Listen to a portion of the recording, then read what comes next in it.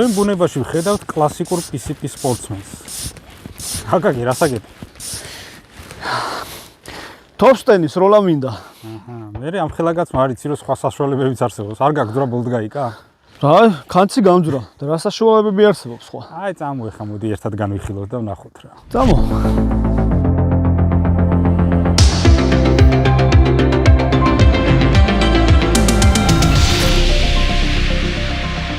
აკაკი შემოგვიერთდება. და მოდი ახლა. აბა რას მეუბნებოდი წეგან რა არსებობსო? შესავალ ვიდეოში კი გავაკეთეთ ახლა სცენა ისეთი თვითონ უმეცრები ვარ და რაღაცა, მაგრამ სინამდვილეში ახლა ბევრი გამოცდილება გვაქვს. და ბევრ ახალ დამწყებს პნევმატურ სამყაროში, განსაკუთრებით PCP სამყაროში ძალიან ბევრი კითხვები აქვს ხოლმე, თქვათ როგორ დატენოს თავისი თოფი. როგორც წესი ახლა დაწყებული იქიდან რომ მანქანის ნასოს ვერ გამოვიყენებ, ამ მანქანის კომპრესორს დამთავრებული, რა ვიცი, თავის გაზის ბალონით და ასე შემდეგ. ნუ ზოგს ეხაც გონია რომ 12 ვოლტიანი კომპრესორით მანქანის საბურავებს რო ბერავენ, გონიათ რომ რაღაც მაგდაგვარია. PCP-ს დაბერავენ. კი, ნამდვილად. ამიტომ მოდი ჩვენ დავიწყოთ ახლა ესეთი ვარიანტით, რომ გავაკეთოთ ასეთი მოხილვა. დავიწყოთ ყველაზე იაფიანი და ხელმისაწვდომი ვარიანტით. მაგრამ ერთ-ერთი შარიანით მივიტყუდი, ხო?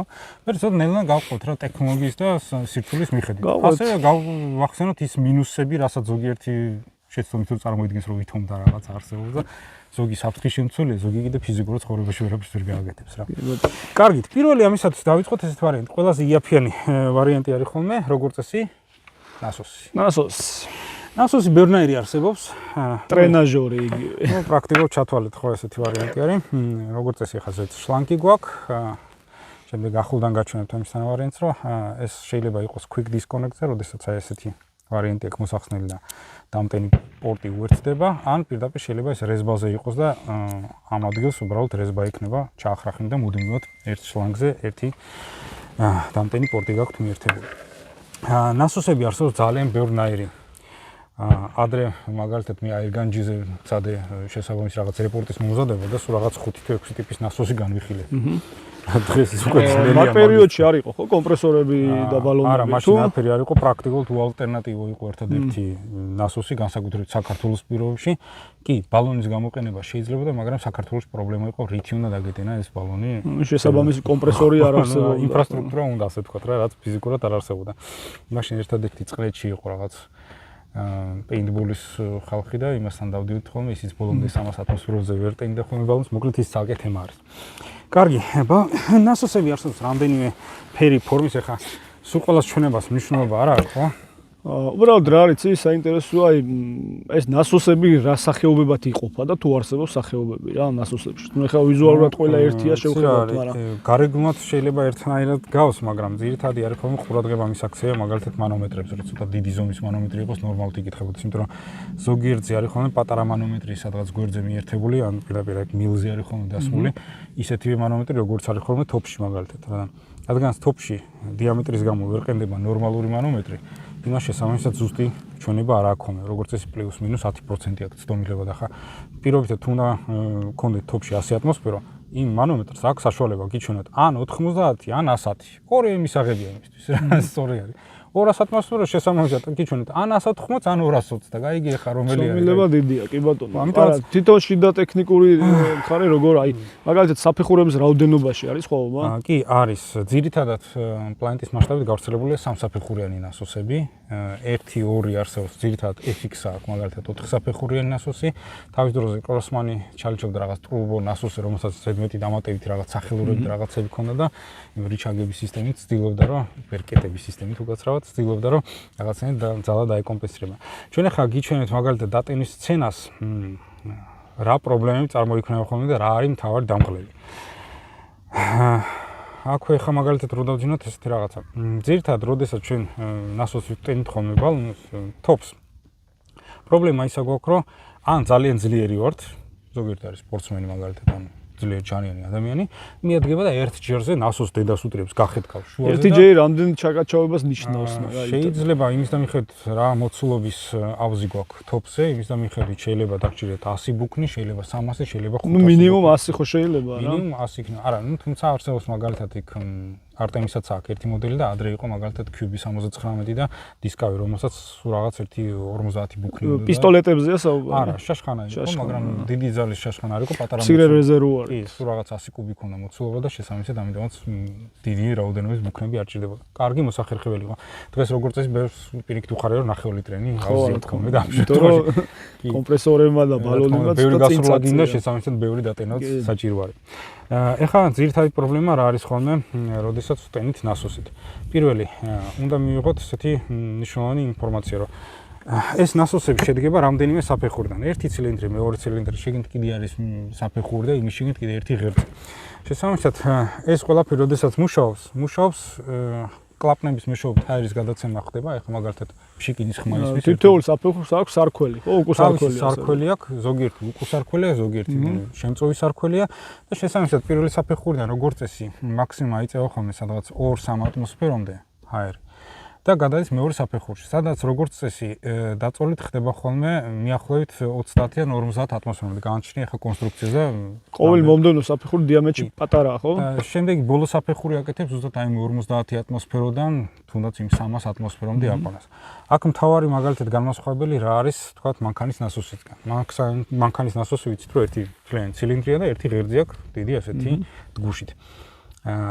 ჩვენ დავიცოდეთ ესეთ რაღაც, რომ დედამიწაზე ზედაპირზე როდესაც ვართ, ახლა ზღვის დონიდან ცოტა განსხვავებები კი მერყევს, მაგრამ საერთო ჯამში საშუალოდ ესეთია, რომ 1 კვადრატულ სანტიმეტრ ფართობზე ყველგან, თუნდაც იგივე ჩვენს სხეულს, აწვევა 1 კილოგრამი ძალა. როდესაც ეს ჩვენ ატმოსფეროებში გადავყავს, რამდენი ატმოსფეროც არის, ზუსტად იმდენი კილოგრამი ძალა ემატება. თქვათ 2 ატმოსფეროა, ესე იგი 2 კილოგრამი გვაწვევა 1 კვადრატულ სანტიმეტრზე. 3 ატმოსფეროა 3 კილოგრამი და ასე შემდეგ. ჩვენ რო ავიღოთ ის დიდი NASOS-ი, რომელსაც შეიძლება ფართობი ქონდეს სადღაც 40 კვადრატული სანტიმეტრი, ხო? შესაბამისად, 40 სინამდვილეში არ იქნება, იქ ალბათ 10-15 კვადრატული სანტიმეტრი იქნება. თუნდაც 15 კვადრატული სანტიმეტრი რო იყოს, 1 კილოგრამ ერთ ატმოსფეროზე დატენისას ჩვენ გვჭირდება შესაბამისად 15 კილოგრამის დაწოლა. ადამიანი როგორც ეს, ხო, ამას მოერევა პრობლემა არ არის. გავიხსენებთ რომ მანქანის საბურავი როგორც წესი იტანება ხოლმე 2-2.5 ატმოსფერომდე, შესაბამისად გავამრავლოთ 15-2.5-ზე მივიღეთ სადღაც 30-40 კილოგრამი ძალა გვინა. ბოლოში გვიჭირს ხოლმე, მაგრამ საერთო ჯამში შეიძლება დატოვოთ. ხო. დგუში რაც უფრო პატარა, მით უფრო იოლად დავტენთ. სამწუხაროდ შეუძლებელია ერთსაფეხურიანი NASOS-ით, რაც არ უნდა ძალები მიჩალიჩოთ, ხო, მაგალითად რა. რამენად ავწიოთ 8 ატმოსფეროზე ზემოთ. აი NASOS-ზე შეიძლება დაეკიდოთ მეც, შენც, თელი ჩვენი ოჯახიც და NASOS გავხურნოთ, მაგრამ ვერავთ ვერ ჩავწვეთ იმ დგუშს, შესაბამისად იმხელა ძალა იქნება ჩვენს წინააღმდეგ.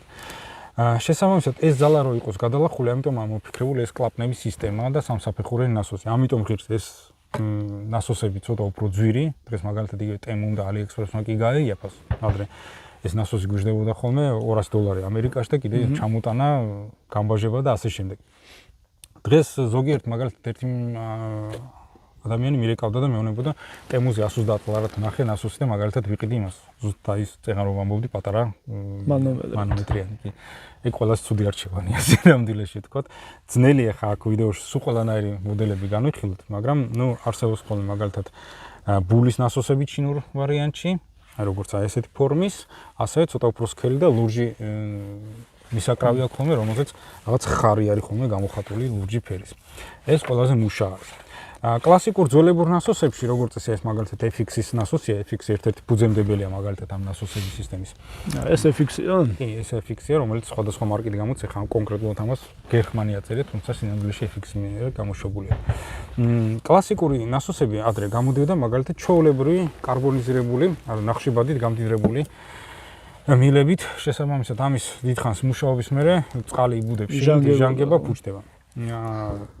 ჩინელებმა გამოსავალი ნახეს, უჟანგავი ფოლადისგან დამზადეს. ამის გამო შესაბამისად შიდა კედლები პრაქტიკულად უკვდავი არის.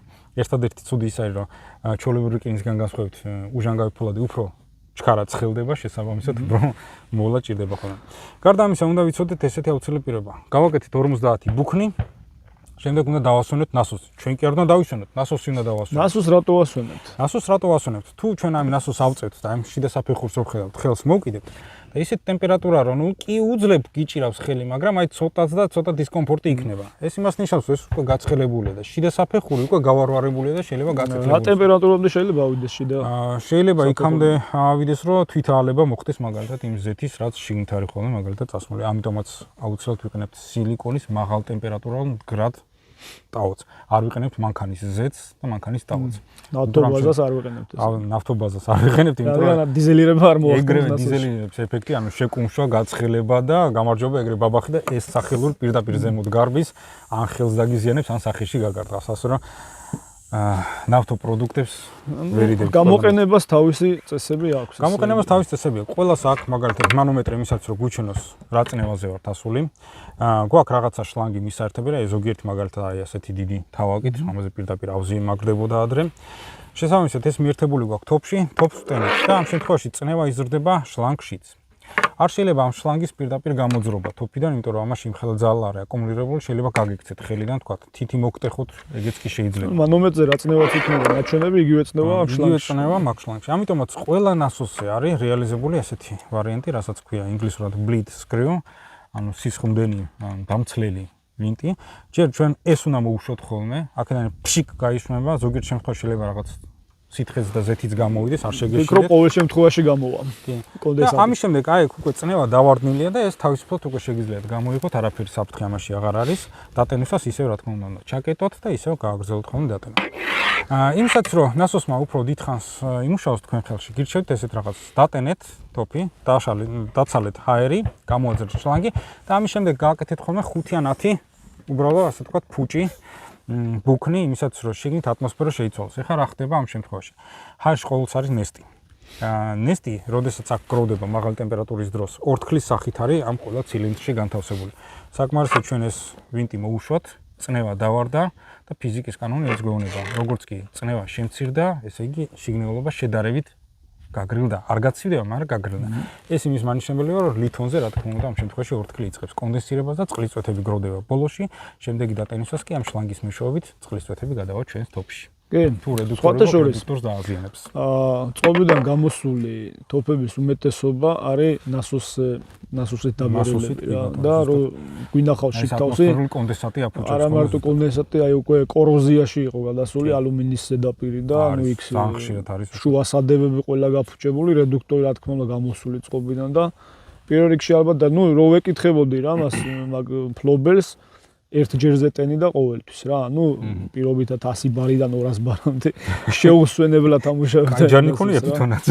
ხო, ნუ ეხლა არ ქონდა ძალის პრობლემა, მაგრამ ნასოსიც ამასთანავე გაფუჭებული მოუტანიათ ხოლმე რა ხშირად. კი ბატონო. არის ხოლმე ჩინურ ნასოსებში მაგალითად მოყვება ვითომა ეს ფილტრი არის, იმისაც რომ წყლის ნესტი დააკვავოს, როგორც ეს შიგნით პატარა რაღაცა სიგარეტის ფილტრივით რაღაცა ტამპონია ხოლმე გაყრილი, მაქსიმალურად უძლებს 2-3 დატენას რა. მე ისიც ისეთი სველია ხოლმე რა, ხელი რომ მოუჭირო წვეთები გამოდის ხოლმე. ამიტომაც ან ისიც უნდა გამოიყოთ გააშროთ, ან მაგალითად იყო ბრიტანული მწარმოებელი, რომელიც მაგალითად წინ დამატებით ერთი სილიკა გელის ბურთულების ავს აყოლებდა ხოლმე, რომ შემწოვი ჰაერი შესაბამისად იქ გაფილტრული იყო, ნესტი გამოსული იყო და მაქსიმალურად სუფთა დაეტანა. სინამდვილეში არ აქვს მნიშვნელობა რომელ სისტემას გამოიყენებთ. არც ერთი არ ამართლებს ნასოსის შემთხვევაში, კონდენსატი ნებისმიერ შემთხვევაში გექნებათ, გამოსავალი არის პერიოდულად დაშლა, სერვისი, გაწმენდა. ნუ ეს არ აუცილებელი ყოველმეორე დატენაზე, მაგრამ სიტუაცია 10-20 დატენის მერე კარგი იქნება თუ რაღაცნაირად მიხედავთ ხოლმე. თოფისთვისაც და ნასოსის. თოფისთვისაც და ნასოსის. ინოვატორი ვინ იყო ამ სისტემის ნასოსის? პრაქტიკულად უფრო ეხლა თვითონ როგორც ასეთი PCP სისტემა 1800 რაღაც წლებიდან მოდის, რაც არ უნდა გასაკვირი იყოს. ერთ-ერთი კონკურენტი იყო თავის დროზე ცეცხლსა სროლის სხვათა შორის. საინტერესო ისტორია იქნება ესე მაგალითად. შეიძლება მე განვიხილოთ და მოვყვეთ მაგალითად. მაშინაც არსებობდა შესაბამისად დატენის მექანიზმი და იყო ერთსაფეხურიანი ნასოსი, თავისებური ფეხები ჰქონდათ ხოლმე გაკეთებული, იქაც თავის რაღაცები, იმიტომ რომ როგორც ვთქვით ახლა დიდ ფართობზე ძნელი არის დატენა, ამიტომაც საჭიროა წვრილი ფართობი იყოს, მაგალითად აი ნასოსებში ახლა ბოლო ღერძი არის ხოლმე როგორც წესი 6 მმ, რომელიც 1 კვადრატულ სანტიმეტრსაც არ აღწევს და ამის გამო არის რომ ჩვენ თავისუფლად შეგვიძლია ჩვენი წონი დავტოვოთ, თუმცა აქაც თავისი ტექნიკა არის, ამის დემონსტრირებას ახლა მაგალითად ჩვენ გავაკეთებთ. კარგი, ახლა მე შევეცდები აგიხსნათ თავისებურ პრინციპს ნასოსთან მუშაობის, რომელიც ბევრმა არ იცის ხოლმე და მაგალითად ცდილობს ესე ტენოს ხოლმე ესეთი ვარიანტით. ამ შემთხვევაში თუ დიდხანს იმუშავებთ, პირველი რასაც წაიკიდებთ, ეს იქნება წელის ტკივილი. მეორე რა თქმა უნდა იქნება მაჯების ტკივილი. ამიტომაც ესეთი რაღაცა რო არ დაგვემართოს, უნდა გავითვალისწინოთ შემდეგი რაღაცა. როდესაც თოფს მიუერთებთ ნასოსს, ანუ მაგალითად ეხა ვავიღოთ ნასოსი, მიუერთეთ თოფს, შევაერთეთ. ამის შემდეგ უნდა ჩავკეტოთ აი ეს დამცლელი ვინტი, გადავკეტოთ. ოღონდ ქართულად, გრუზინულად ზოგიერთმა რო იცის ხოლმე ბოლო ნაწლავების გაყრამდე ესე არ უნდა გადავუკეტოთ. შეეხო, ოდნავ კიდე გადაუჭირეთ, დაკეტილია. ამის შემდეგ ვიწყებთ დაატენოს. ფეხი დავადგით, რა თქმა უნდა, საფეხურს, შეგვიძლია ორივე ფეხი დავადგათ, როგორც მოსახერხებელი იქნება თქვენთვის და ვიწყებთ დატენას. როგორც ხედავთ, ეხლა ამ შემთხვევაში მევტენით ჩვეულებრივად და ზურგის ძალით, ასე ვთქვათ, ვაწვევი. რაღაც ეტაპზე, როდესაც მე მივალ, სადღაც როგორც წესი გადამწყვეტი არის ხოლმე, სადღაც 50-დან 70 ატმოსფერომდე. ზოგიერთ ნასოსზე შეიძლება 100 ატმოსფერო იყოს. ამის შემდეგ ჩვენ გვიჭირს ხოლმე აი ესე დავაწვეთ და ბოლომდე ჩავიდეთ. შესაბამისად, თელი ძალა აწვება იმ ზურგს. აი ეს ნაწილის შემდეგ ტკივა ხოლმე. ზოგიერთ ცუდ შემთხვევაში მე ხა საქართველოს მართალია ეგეთ მაგალითი არ ვიცი, მაგრამ საზღვარგარეთ ვიცი, რომ ხერხემლის მალებიც დაუზიანებიათ ხოლმე ხალხს. ესეთი რამე რო არ დაგვემართოს, ამას სჭირდება გარკვეული დატენის ტექნიკა. როდესაც სახელური ამოვიღეთ ზემოთ და უკვე გადავწვდით აი ხსენებულ 50-70 ან 100 ატმოსფეროს, დატენას ვახორციელებთ შემდეგი პრინციპით. ხელი როგორც კი მიდის ძირს და თითქმის რომ სწორდებით, ამ შემთხვევაში მუხლშიც ვიწყებთ მოხრას და პრაქტიკულად მთელი ჩვენი წონით ვაწვევით ნასოსს. ისე რომ ზურგში აღარ ვიხრებით. ამ შემთხვევაში აი ვაკეთებთ ესეთ ვარიანტს. ამ შემთხვევაში ზურგი მთელი გვაქვს, მთელი ძალით ვაწვევით და მაღალ წნევაზე უფრო სუბუქად ვტენით, იმიტომ რომ მთელი წონის დაწოლით ვაკეთებთ დატენას. ეს გარკვეულ გამოცდილებასაც მოითხოვს, მაგრამ საკმაოდ მალე აიღებთ ამ გამოცდილებას. ძირითადი პრინციპი ეს არის, ბოლოს როდესაც მორჩით დატენას, ვიღებთ ნასოს, ვიღებთ ეხა ამ დამშვებ ვინც, მოუშვებთ, ჰაერი დაიცალა და ამის შემდეგ არის უსაფრთხო, რომ გამოვიღოთ შლანგი თოფიდან. ამის შემდეგ ჩემი რეკომენდაცია იქნებოდა კიდევ მაინც ესეთი თქვათ ფუჭი 5-10 ბუქნი გააკეთოთ, იმისათვის რომ ნასოსში არსებული ორთქლის ატმოსფერო შეიცვალოს და ცოტა სუბუქი ჰაერი, წმინდა ჰაერი შევიდეს, რომ არ იყოს შიგნით ბევრი ნესტი დაგროვებული. დაუბრუნდით ნასოსებს, ესე იგი პირველი ინოვატორი, რა თქმა უნდა, ის ძველი პერიოდი იყო და ერთსაფეხურიანი იყო და იქაც სწორედ იმ წვრილი კლაპნების მეშვეობით იყო. ჟირარდონი იყო ერთ-ერთი ფუძემდებელი, კი, თუმცა მარტო ეგ არ იყო, ბევრი იყო იმ პერიოდში, რაც არ უნდა საოცარი იყოს. მე როგორც აი ელექტროძრავის მანქანები დავიწყებული იყო და მარტო ბენზინის ძრავი და დიზელის ძრავი, ასე ვთქვათ, გუგუნებდა და სულ ეხლა ხელახლა აღმოცენება მოხდა ელექტროძრავების, ხო? აი ისეთივე რაღაცა მოხდა პრაქტიკულად პნევმატიკაში, რომ PCP პრაქტიკულად სადღაც 2000 წლის დასაწყისში, 98-99 წლები, FX-ი იწყებს ნასოსის გამოშვებას, უბრალოდ თავის თოფის გამოშვებას იწყებს და რო ხვდება რომ ბაზარზე ვერ შევა, ისე თუ არ იქნება რაღაც დატენის მექანიზმი და ნასოსის გარეშე ხა ბალონის ყიდვა ყველას არ უნდა ამ შემთხვევაში, ნუ იძულებული გახდა რაღაც ახალი გამოიგონებოდა და ეს პირველი იყო მაგალითად ეს ნასოს ხელახლა გამოგონება მისცემა.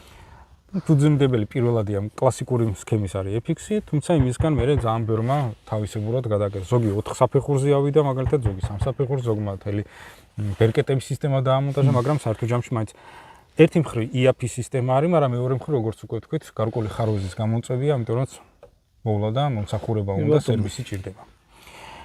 გაითვალისწინეთ ეს რაღაცა, შეკეთებით მაგალითად შეკეთებადია ორივე ტიპის ნასოსი.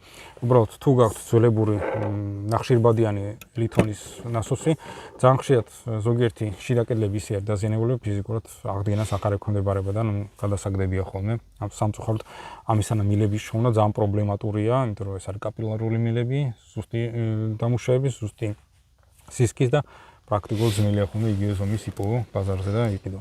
ისეთი ფასი გამოწვევა აზრი არ აქვს ფიზიკურად. მოკლედ ეს არის ყველაზე IAP დამტენის საშუალება, მაგრამ სჭირდება თავისებური მოხმარება და მოვლა, რომ დიდხანს იმუშაოს. ნამდვილად.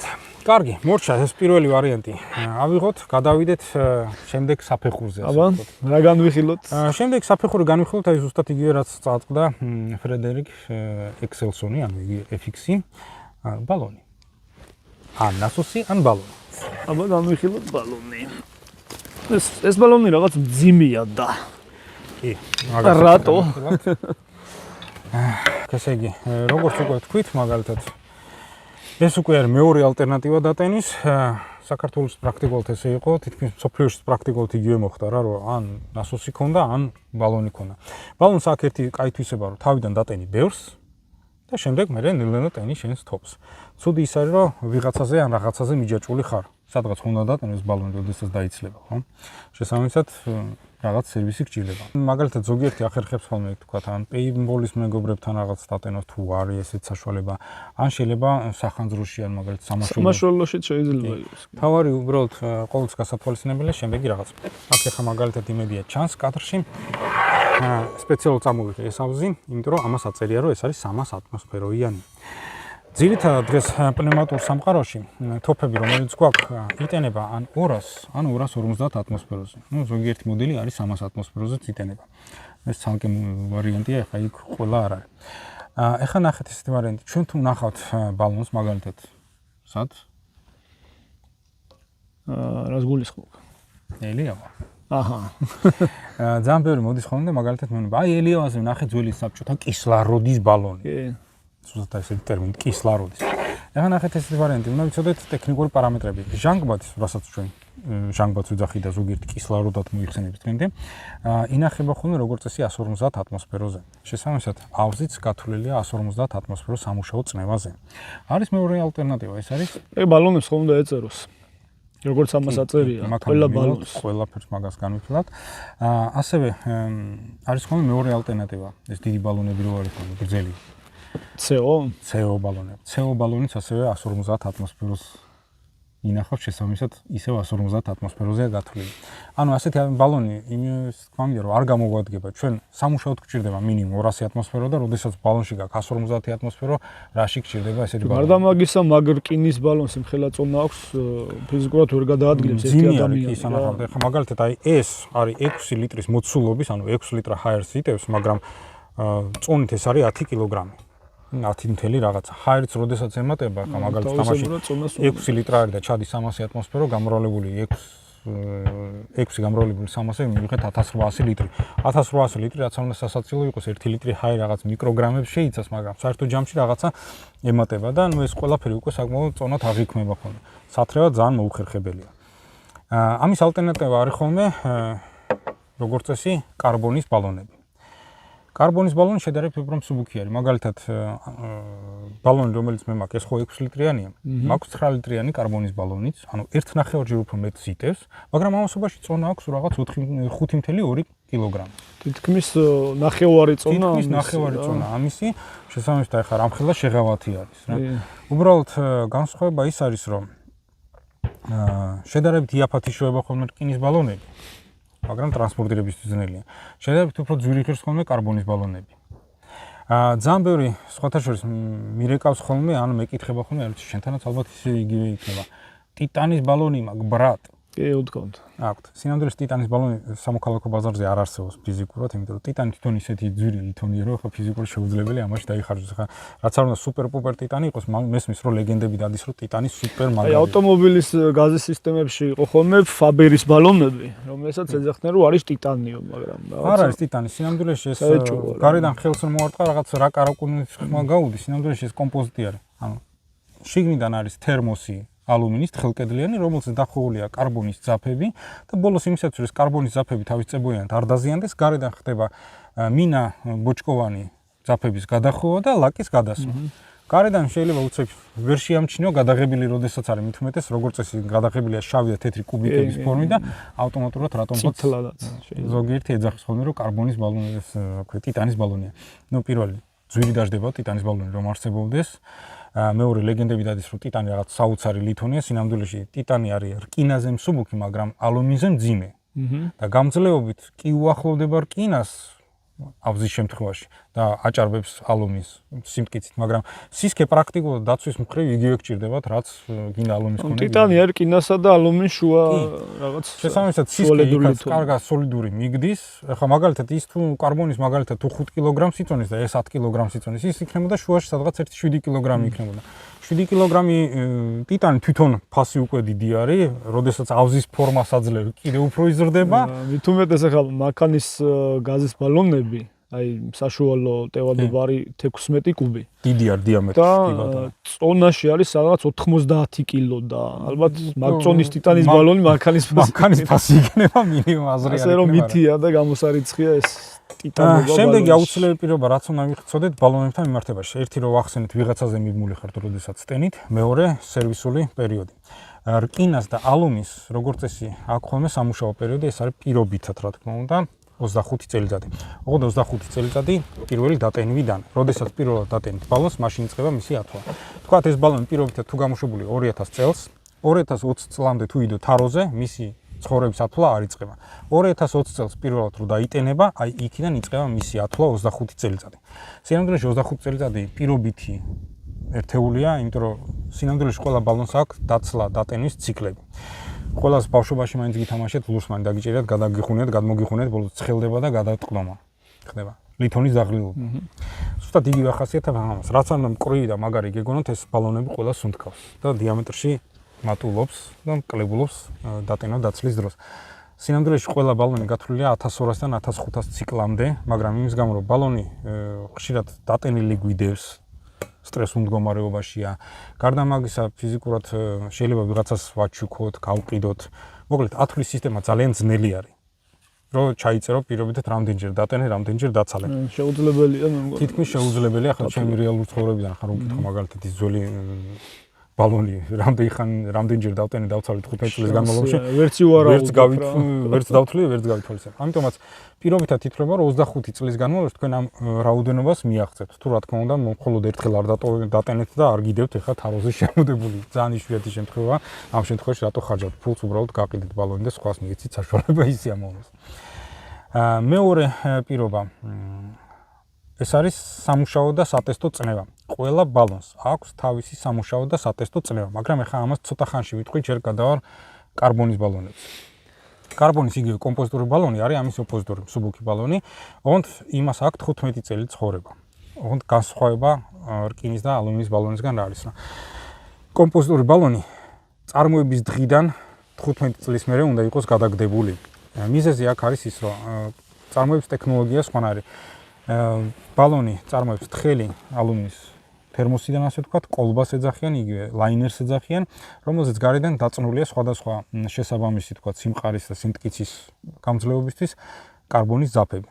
და ეს ყველაფერი შეწეპებულია გარკვეული წებოთი, ორ კომპონენტიანთ, ეძახიან ხოლმე ფის, ებოქსიტი. იგივე ებოქსიტი. შესაბამისად, ამ ებოქსიტს აქვს ჩვევა, რომ გარემო პირობების შედეგად იწყებს დაშლას.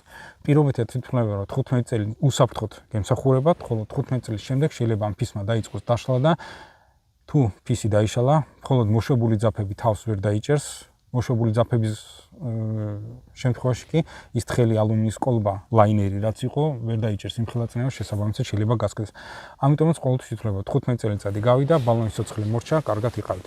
ნუ პირობითად ხა რა ღირს ხოლმე მაგალითად ბალონები დღევანდელი დღეს საქართველოში. დაახლოებით 1000 ლარამდე. $300 მიახლოებით ეკვივალენტი რა პირობითად.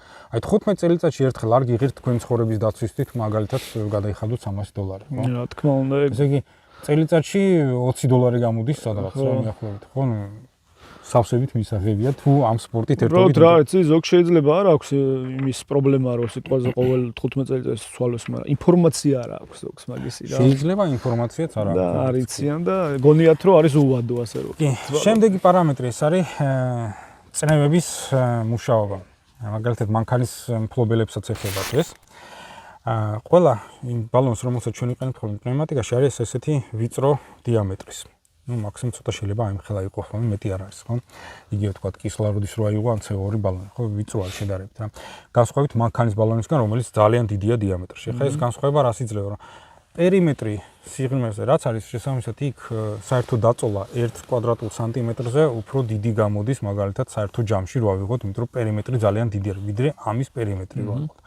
ამიტომაც როგორც წესი ამ ბალონებს თუ აქვს ხოლმე თქვათ 300 ატმოსფეროების ორი წნევა, ეს არის 300 და 450, აქედან 300 ატმოსფეროს არის სამუშაო ატმოსფერო, რომელსაც შეგიძლიათ ძალიან დიდი ხნის განმავლობაში შეინახოთ წნევა და გქონდეთ ასე უსაფრთხოდ, ხოლო 450 ყოველთვის არის 1.5-ჯერ მეტი, ეს ფორმულა მუდმივი არის. შესაბამისად 1.5-ჯერ მეტი წნევა, ამ შემთხვევაში 450 ატმოსფერო იქნება სატესტო ატმოსფერო, ეს არ არის სამუშაო და არავითარ შემთხვევაში არ შეიძლება ამ წნევაზე დიდი ხნით აირის შენახვა. 5-10 წუთით ხდება ტესტირება 5 წელიწადში ერთხელ. თუ ტესტი გაიარა ავზმა, შემდეგი 5 წელი შეიძლება იმუშაოს. თუ ტესტი ვერ გაიარა, მაგალითად რკინის ან ალუმინის ბალონმა და ამ შემთხვევაში თქვა წნევა ეცემა. ეს იმას ნიშნავს, რომ იმდენად დასუსტებულია კედელი, თქვა ჯანგმა შეჭამა პირობითად, ხო? რომ ბალონი წარამარა იზრდება და არ ჩერდება. ეს ნიშნავს, რომ პლასტიკური დეფორმაცია დაეწყო. ანუ იბერება. კი, ამჯერად გაიბერა, კიდე გაიბერა, ბოლოს ამ ხელა რაღაც მრგვალს გაიგეთ პირობითად, როგორც საბურავი და ბაბახს გააკეთებს. აი ეს რო არ მოხდეს, ამიტომაც ხდება ხოლმე ტესტირება. თუ ეს ტესტირება გაიარდა, დეფორმაცია პლასტიკური არ აქვს, შემდეგი პერიოდი, ასე ვთქვათ, უსაფრთხოდ გემსახურება.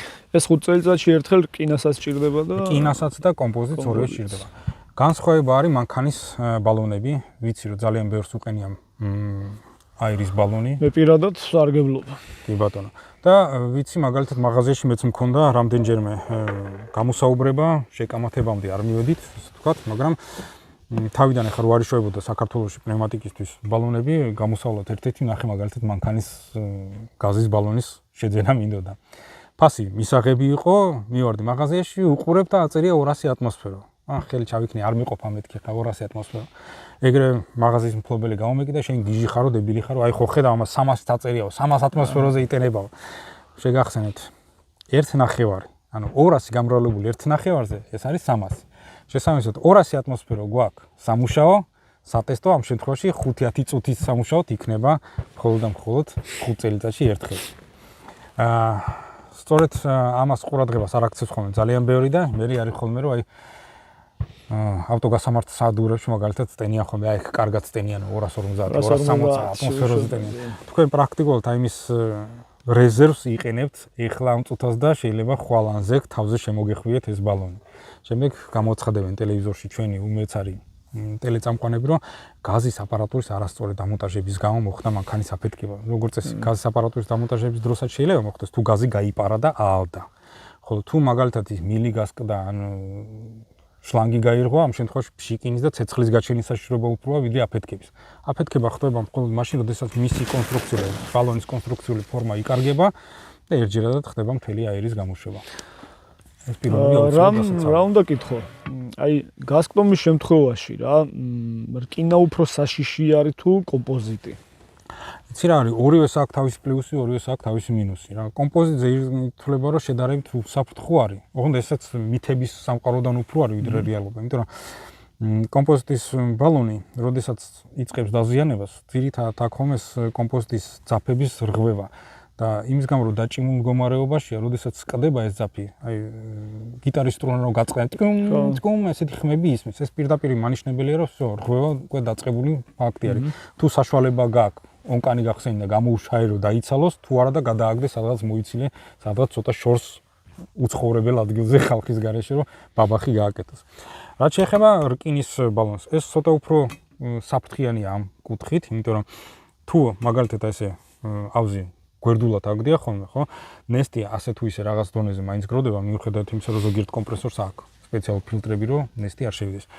და იწყებს ხოლმე ამ შემთხვევაში აგრესიულად ჭამას აი დაწოლილი გვერდის, რომელსაც სადაც სითხე გროვდება, ხო? სადაც სითხე გროვდება. ამიტომაც როგორც წესი მიღებულია რკინის ავზები ყოველთვის ინახება ესეთ მდგომარეობაში, იმიტომ რომ ძირი არის გაცილებით უფრო სქელი და რომც დაიწყოს ამის ჭამა, სანამ იმას შეჭამს, უფრო ადრე ეს ბალონი გამოვა მწყობრიდან. არამის გავა ვადა ალბათ. ვადა გავა, კი ბატონო, ვიდრე ეს გაიხება.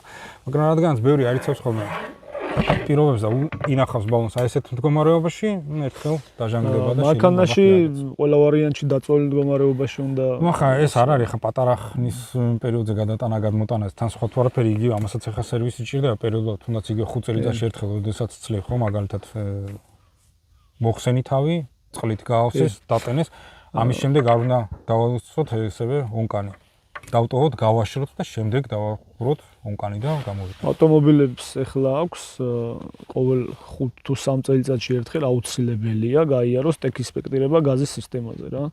მაგ შემთხვევაში ხდება ბალონის მოხსნა, გაწმენდა, შემოწმება წყლის წნევაზე და ხელახლა ჩადგმა და სპეციალურ ქვითარს წერენ რომ გაიარა შემოწმება. კი ბატონო, ლიცენზირება. ეს ადრე არ იყო და ეხლა კარგია რომ შემოიღეს. მაგრამ მაინც მიუხედავად ამისა, ყოველთვის გაითვალისწინეთ, მანქანაში მაგალითად ბალონებს ყოველთვის აქ სამუშაო წნევენ 200 ატმოსფერო.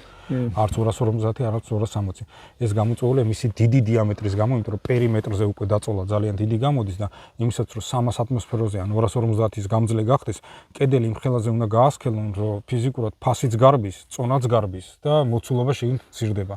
ამიტომაც მიღებულია რაღაც საშუალო ექვივალენტი რომ ჩვენს გაზგასამართ სადგურებზე თითქმის ყველა 200 ბარზე მეტ გამოიყენებს და ყოველთვის მომხმარებელს უყურს ხოლმე რომ როგორ ჩამიტენეს 16 კუბიან ბალონში 19 კუბიო და აი ზუსტად მაგიტო რომ 200 ბარზე თუ ჩაეტეოდა 16 კუბი 220 ბარზე და 230 ბარზე უკვე ზედმეტი მიდის მოცულობა. ბატონო, მოცულობა უკვე მეტი მიდის და ამიტომაც არის რა. არ არის რეკომენდირებული, თუმცა თითქმის ყველა გაზგასამართ სადგურზე ახლა სამწუხაროდ ახლა ყველაფრის ამოწურვა ახლა კონკრეტულ ერთ პატარა ვიდეოში შეუძლებელია, ამაზე ალბათ საათები შეიძლება ილაპარაკო, იმიტომ რომ თავისებურად თელი მიკროცხოვრების სისტემა არის ამაში მოწყობილი. მაგრამ ეს ერთ-ერთი თქვათ განვიხილეთ აგას დატანის სისტემა. აქაც შეიძლება ისე როგორც წესი გვაქვს ხოლმე შლანგი, ძირითადად გაითვალისწინეთ ბალონი თუ მოდის ხოლმე რა. როგორც წესი ბალონი არის ესეთ მდგომარეობაში. შეიძლება იყიდოთ მხოლოდ ბალონი, შეიძლება კონდეს თავისი ონკანიც, მაგრამ როგორც წესი ეს ძირითადად იყინება ხოლმე ცალკე, ამას ქვია დამტენი სადგური, იშვიათად რომ შედიოდეს ხოლმე კომპლექსში. ეს და ჩინელები აკეთებენ ხოლმე ესეთ ვარიანტს, რომ ჩინურად ყველაფერი იაფიღირს და ესეც მოყვა ხოლმე არის ხოლმე ესეთ სერვისი. ეხლა თანამედროვე ონკანებს ეს აღარ ჭირდება, მანომეტრებით ზოგიერთს პირდაპირ აქ. აქაც როგორც NASO-ზე გჭირდება, შეიძლება იყოს ეს quick disconnect-ზე, მაგალითად აქაც მივერთოთ, ან შეიძლება იყოს REST-ბაზე მიერთებული პორტი და აუცილებლად გვაქვს წნევის დამგდები, იმისაც რომ შლანგში წნევა დავცალოთ ხოლმე შემდეგ ჩავხსნათ. აი როგორც NASO-ს ჭირდება წნევის დაგდება, ისევე ამას ჭირდება მოხსნის შლანგში შესაბამისად დაგროვებული მუხტი. თუ ამას არ დავაგდებთ, შესაძლებელია ეს გამოვარდეს და მოგხვდეს ფეხში თავში. ხელს ალბათ ვერ მოგტეხავთ, მაგრამ კარგად დაგილილავებთ და თითის მოტეხვის დიდი შანსი არსებობს, ასე რომ ფრთხილად შეიძლება. ყველა ვარიანტში დაცალეთ და კარგი, ეს მეორე დატენის სისტემაც მორჩით, მესამე შეგვიძლია. რა გვაქვს მესამე? მესამე გვექნება უკვე კომპრესორები. ოღონდ რა თქმა უნდა, კომპრესორები ძალიან დიდები არსებობს, მაგალითად და ძვირიანები. მაგრამ ჩვენი საყვარელი ჩინელები მუშაობენ ხოლმე ამისთან რაღაცებს და კომპაქტურ რაღაცებს იგონებენ ხოლმე. ამაზე ახლა უკვე დეტალურად განვიხილოთ რა ხდება და როგორ. პირველ რიგში განვიხილოთ 12 ვოლტზე მომუშავე ჰაერის კომპრესორი. თან მარტო 12-ზე ვიცი არ მუშაობს. 220-ზე ხომ მუშაობს? აი აქ მაგალითად რამდენადაც მახსოვს აქტიური პორტი დენის. დიახ.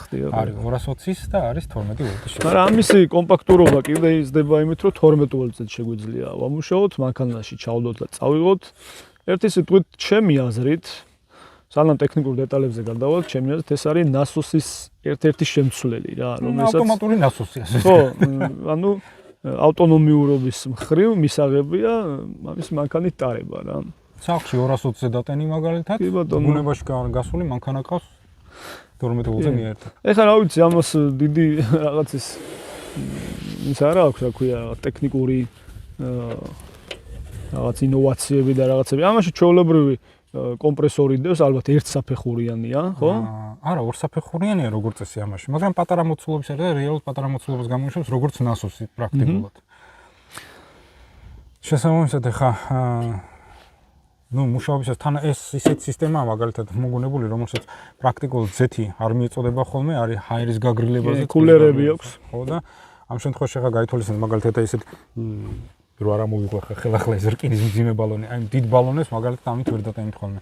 შეიძლება 1-2 დატენოთ, სული გააძროთ, მაგრამ მე ხელში ჩაგაკვდებოთ მათემატიკაში. ჩემი აზრით ორჯერაც ვერ დატენით, იმიტომ რომ ამისი მუშაობის ციკლიც მე მგონი 5 წუთიანია, ჯობია. 5 წუთიანია ძირითადად, 5 წუთი როგორც წესი თვითონ თოპზე თუ მიერთეთ, თოპში სავსებით ჩქარა 5 წუთის არ ჭირდება ხოლმე უმეტეს შემთხვევაში. უცებ აგივსებთ, ახლა რეკლამას არ ვაკეთებთ, მაგალითად ყველანაირად წინააღმდეგები ნიკოტინსა სიგარეტს, მაგრამ თუ ეწევით, მაგალითად სანამ წყნარად მოწევთ სიგარეტზე, მოასწრებთ დატენვას. თავისუფლად მოასწრებთ. ოღონდ 0-დან არა, რა თქმა უნდა, ნახევრად დაცილი თოფის რეზერვუარის დატენვაზეა საუბარი ახლა. რა თქმა უნდა. მე არ გაუწევდი რეკომენდაციას, აი 0-დან დატენვაზეც რა. თოფის რეზერვუარი პირობითად 200 კუბიანი რომ ავიღოთ. იმისი ამითი 0-დან გავსებაც არა, ჩემი აზრით რეკომენდირებული, იმიტომ რომ როგორც NASOS გააჩნია კონდენსატის შეტანა, აი იგივენაირად ამუშავებს ესეც კონდენსატს. ეს ჰაერიდან იღებს შუალედურ ერთ-ერთი ბუდია კონდენსატის, აი ამ NASOS-ის გამოყენებითაც. შესაბამისად, აი მე მაგალითად ყოველ 5 წუთიანი დატევის ციკლის მერე, როდესაც დავცლი ხოლმე ამას. აი ამ შტუცერზე ვაჭერ ხოლმე თიიც რა და ვავსებინებ ხოლმე და ხელით ასე გამოვადევნებ ხოლმე კონდენსატს, იმიტომ რომ სხვა საშუალება ამ სისტემას არ აქვს რა.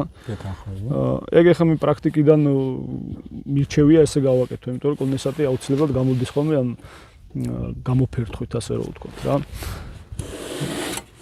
სხვა რა ვიცი, ისა ხმა კიდე რაღაც უცნაური. ხალხები ხმა, ხო, ჯუქ რაღაცა. ორი მიმდინარეობა წინ და უკან მოძრაობს ეს კომპრესორი ხო და ვიბრაცია. ორთხლის მანქანის ხმას გამოსცემს ხოლმე რაღაცნაირი ეგეთიანი. ნუ ხა სპეციფიკა თავისებური რა აქვს, მაგალითად ამის ჩართვის წინ აქ ორი ღილაკი აქვს როგორც წესი, ერთი არის ხოლმე როგორც წესი fan, ანუ ჯერ უნდა ჩართოთ ხოლმე ვენტილაცია, რომ გაგრილება იყოს ჰაერის ჩართული, მაქსიმალურად ბრუის ხოლმე უმოწყალოთ, როგორც წესი და ამის შემდეგ უკვე ვთავთ ხოლმე კომპრესორს.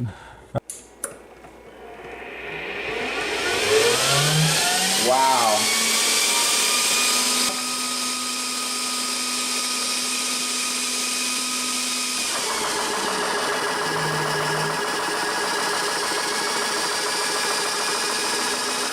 გარდა მაგისა ზოგიერთს აქვს ხოლმე ეს მანომეტრი სამართავი თქვათ ზღვარით შეგიძლიათ დაუკენოთ წინასწარ თქვათ 250-ზე 200-ზე რა წნევაზე გინდათ გაითიშოთ და როგორც წესი რომ მიახსოვს იმ წნევას ხოლმე ავტომატურად გაითიშება და კიდე კივის ხოლმე უმოწყალოთ ასე დაცვა აქვს რომ წნევა არ გაითიშოს. წნევას მივახცე და გაითიშა. კომპრესორი ითიშება, როგორც წესი ამ შემთხვევაში ვენტილატორი ეთიშება, ისე ღვიის ხოლმე ცდილობს გააგრილოს ხოლმე კომპრესორი. საკმაოდ ეფექტურად ერევა ჰაერის გაგრილება ამ კომპრესორს რა. არადის ტემპერატურა მაღალი. პაპანაკება ზაფხულშიც თავს ართმევს თუ მანდამაინც მზის გულზე არ დაუდეთ და ისე არ ვამუშავეთ რა თქმა უნდა. გრილი კომპრესორია საკმაოდ. ნუ წარმადობა ეხა NASOS-ზე გაცილებით მეტი აქვს, მაგრამ აი დიდ კომპრესორთან შედარებით წარმადობა ცოტა ნაკლები აქვს ამას. კარგი, ეს ერთი ასე ვთქვათ, ასევე გაითვალისწინოთ რომ მაინც ჩინურია და ხდება ხოლმე ხანდახან რაღაც ვთქვათ წუნიანი ვერსიებიც, მართალია ძალიან იშვიათი, მაგრამ მაინც არსებობს ხოლმე. იდეაში NASOS-ებიც ჩინურია და NASOS-შიც არსებობს ხოლმე. ტუნი არსებობს, თუმცა გამოყენებას უნდა ცოდნა რა. არ შეიძლება ერთჯერადად დაატენინოთ და იმუშაოს 10 და 20 წუთი გადამულად. არ შეიძლება ეს როგორც NASOS-ს აფუჭებს, იგივენაირად კლავს ამის შუასადებებს და ცილინდრებს და ასე შემდეგ ყველანაირ დეტალს. დიდი ხანი მუშაობის დროს მეც დავძენდი მაგალითად, ჩემთან ძალიან ბევრს მოუტენია ხოლმე შესაკეთებლად და კლაპნები არის ხოლმე დაზიანებული იმის გამო, რომ გადამწვარი ზეთის და რაღაც ნარჩენი ჰაერის და წყლის იქ-თაქეთ ბუდიალით ნარჩენები შესაბამისად ამ კლაპნებში ეჭედება ხოლმე და ბოლოს მე უკვე ჰაერს აპარებს და აი ზიან ხოლმე ტირიან აი 20 ატმოსფეროზე მეც აღარ მიტენის. იმიტომ რომ აპარებს უკვე ეს კლაპნები ფიზიკურად აღარ იკეთება და თავიდან არის ხოლმე ყველაფერი გამოსაჩარხი გასაკეთებელი. უსაშველო არ არის, მაგრამ რაც უფრო მოუვლით, მით უფრო იშვიათად დაგჭირდებათ ხოლმე ესეთი სერვისი. კარგი, ეს ერთი შედარებით მისაღები კომპრესორი. თუმცა გაითვალისწინეთ, ფასით ეს NASOS-ზე გაცილებით ძვირი არის. კი. პრაქტიკულად ნებისმიერი კომპრესორი, რომელსაც დღეს ვახსენებთ, იგივე ფასი ჟდება, რაც ბალონი მაგალითად. კი. თითქმის ერთი და იგივე ფასი აქვს ხოლმე. განსხვავება არის მხოლოდ ერთი. გაითვალისწინეთ. ბალონის შემთხვევაში თქვენ მიბმული ხართ ვიღაცასთან უნდა მიხვიდეთ, რომ დაატენინოთ ხოლმე. ან დამტენის ადგური, ან ვიღაც მეგობარი, ან მნიშვნელობა არ აქვს რა იქნება. ამ შემთხვევაში თქვენ ავტონომიური ხართ. თქვენ თონახართ თქვენ თავის პატრონი, როცა გინდათ დატენეთ, სადაც გინდათ დატენეთ, რაც გინდათ გააკეთეთ. ნუ უკვე თქვენ ამურჩით რომელი მეთოდი გირჩენთ. რა თქმა უნდა, ბალონს უფრო კაი მეთოდი აქვს. მოხსენით უცებ დატენეთ. უცებ გაისა. ამას უნდა ელოდოთ თუნდაც 5 წუთი რაც არ უნდა იყოს, ა. კარგი ბატონო. და კიდევ გვაქვს ხო მგონი? კი, დაგვრჩა კლავ კომპრესორი. ოღონდ ეს უკვე არის სტაციონარული. შედარებით, აქ 12 ვოლტი აღარ მუშაობს უკვე. ეს არის მხოლოდ 220 ვოლტზე მომუშავენ, რომელსაც ჭირდება წყლის გაგრილება აუცილებლად. მილებით მიეწოდება წყალი. როგორც წესი მოყვება ხოლმე ჩინელები მაგრები არიან ხოლმე. აქ ის არა ქვია, აკვარიუმის პატარა პომპა მოყვება ხოლმე. თუ კერძო სახლი გაქვთ, მე გირჩევდით, რომ თუ საშუალება გაქვთ მაგალითად ეზოში ან თუნდაც იგივე корпуში თუ ხართ მაგალითად ვანატვალით შეგიძლიათ იგივე მოწყოთ, პირდაპირ ონკანიდან მიუერთოთ გამოვალი ცივი წყალი. უფრო გაცილებით ეფექტურია, ვიდრე ის აკვარიუმის პატარა არ მუშაობს ეგ. ეგ არ ვიცი რაში გამოიყენება, ან ვინმე თუ იყენებს მაგ პატარა NASOS. როგორ არის ეხლა მე დაყენებული მაქვს გამდინარე წყალზე რა. რაც უფრო გაუზდი ნაკადს ონკანზე, უფრო გრილდება ეს. რა თქმა უნდა. და იმ NASO-ს არ აქვს ფიზიკურად იმის საშუალება, რომ დიდი ნაკადი გაატაროს. ხო, გამტარობა არ აქვს ფიზიკურად. მე არ გამომიყენები ეგ NASO-სი და ნუ პირდაპირ გამდინარე წყალზე დავაერთე რა. არაფერი არ არის პრობლემა, გინდაც корпуსში იყოს გადამყვანები იყიდება პირდაპირ ონკანზე მიაერთებს და მეორე მხრიდან ჩაღურით კანალიზაციაში. როგორც ეს ხა, როგორც ხედავთ, აქ აქვს ორი შლანგი ამას.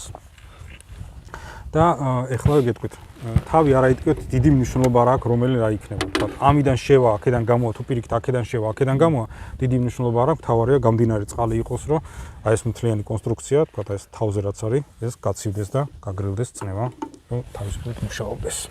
თვითონ ამ სისტემაში არის 1000-ნაირი კომპრესორი რა. კონფიგურაციები ბევრი არის. ყვითელი, მწვანე, ლურჯი და შიგთავსიც განსხვავდება რა. ეხა არის ეგრეთ წოდებული სპილენძის ხვის ძრავით, არის ალუმინის ხვის ძრავით, რომელიც ცოტა წნევა რაც იზრდება, მე ეტყობა უკვე რომ უჭირს დატენვა ხოლმე, თუმცა ტენის ჩვეულებრივად, მაგრამ აღებაც უჭირს ხოლმე სხვათა შორის ალუმინის ხვიან მოტორს. ანუ არის ამებში სხვაობა, ფასები ტყუილად არ იზრდება ხოლმე რა. თუმცა ბაზა ძირა როგორც წესი არის აღებული ქვედა მანქანის კომპრესორი თუ რაღაც ჰაერის პატარა კომპრესორი, თითქმის ყველას ერთი და იგივე აქვს. კი. ამას დამატება აქვს. გარდა იმისა, რომ ამას მაგალითად აქვს წყლის გაგრილება, ასევე თვითონ ავზი აქვს მოთავსებული, სადაც ზეთი არის ხოლმე განთავსებული და შესაბამისად ზეთის სისტემით ხდება გუშების დაზეთვა. ამიტომაც გაცილებით უფრო ასევე აქვს ჰაერის გაგრილებაც ძრავისთვის, აქ კულერი აქვს უკან.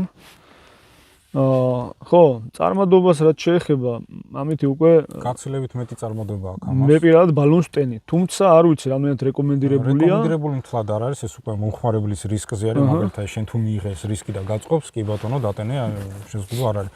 თუმცა ისე და ისე ესეც არ არის დიდი ხნით მუშაობაზე გათვლილი და დიდ დატვირთვებზე, თუნდაც იგივე 5-10 წუთი უნდა ამუშაო და მე უნდა გათიშო ხოლმე. 5 წუთიან ციკლებზე უშვებ ხოლმე და მე 2-3 წუთი ვასვენებ, რომ ტემპერატურა დაეცეს. გაუშვებ ხოლმე, გაუჩერებული, ამასაც ყველაფერი გაძრება, იმიტომ რომ რეალურად ამას კი აქვს. ზეთის ავზი კი აქვს სიცხვაზე და თუნდაც კი აკეთებს დამუხტას და რაღაც, მაგრამ სინამდვილეში ისეთი აქტიური მუშაობის სისტემა არ აქვს, როგორც ვთქვათ, მანქანის ძრავს, რომ გარანტირებულად ხდებოდეს ყველა ნაწილაკის დაზეთვა. არაერთხელ მოუტანეთ ხოლმე ჩემთან მაგალითად ესეთი ვარიანტი შესაკეთებლად, როდესაც მუხლილი და თვითონ ეს შატუნი ასე ვთქვათ. შატუნი. ეგრეთ წოდებული შატუნი შედუღებულია ხოლმე ღერძზე და ნუ შესაბამისად მე უკვე ვეღარ მუშაობს ხოლმე. ასე რომ მიუხედავად იმისა, ეს სისტემა აქვს თავისი მაინც რაღაც ჩინური მიდგომები აქვს. იაფი, იმიტომ ღირს რომ რაღაცა გაკლეთ, რაღაც კომპრომისზე მიდიხარ. წინაღნიშნულ შემთხვევაში თუ გჭირდებათ დიდი, ძლიერი და ნაკლებად სერვისი რომ დაჭირდეს და უფრო დიდხანს გემსახურო და უფრო ჩქარა დაგიტანოთ, მაშინ გაემზადეთ რომ სადღაც 1-3-4 ევროზე უფრო მეტს გადაიხდით კომპრესორში.